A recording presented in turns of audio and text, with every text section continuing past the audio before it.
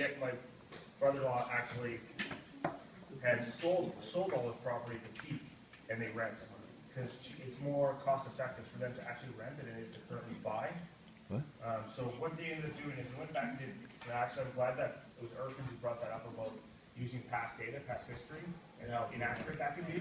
What they did is they extrapolated and they looked at, they did use a history model, but they used, because housing's a little bit different, they used that how much each person made at that time frame in that throughout Canada and in North America. So say in 1950 you made $5 grand. So you could actually do that. This is how much a house could be worth based on how much money you made during that year. So this is what they do is whatever the present value or present rent you can receive from your property. So say we live in Vancouver, Toronto, it's ridiculous. So the present rent for our place, we have a 3-bedroom condo, we rent. We save way more money by renting. And where is it, Toronto? No, we're in Vancouver. So we're $1,200 a month for a 3-bedroom condo. Yeah, we gotta get it.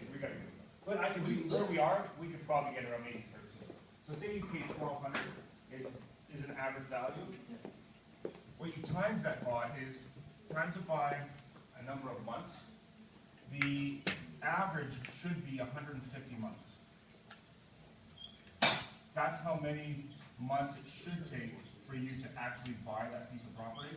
Now that can go up based on, remember in the early 1980s when everything dropped like a rock? Here's your range. Your range will be 100 months when the market has collapsed. The maximum should be 200 months. The average should be 150. You times that out. Can anybody do this calculation for me? I drank too much last night. 15 times 12. It's 18,000, I think. 180? 108,000? Yep. Or 180,000. No, we knew what you meant. It's 18. 180,000. And then plus your down payment, average down payment, 10%. Yep. That's conservative.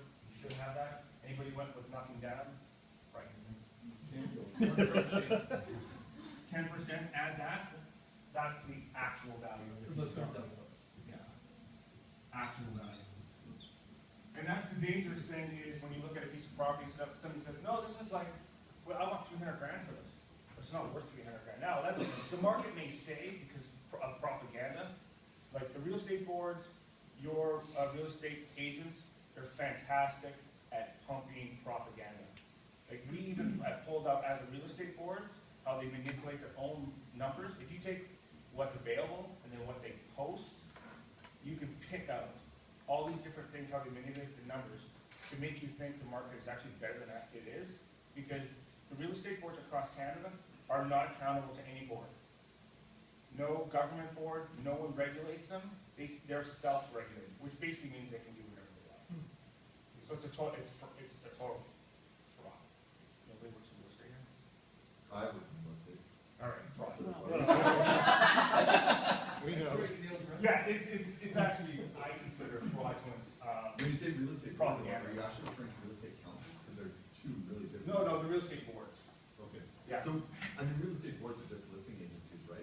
Right, but they're getting their information all from one source. Yeah.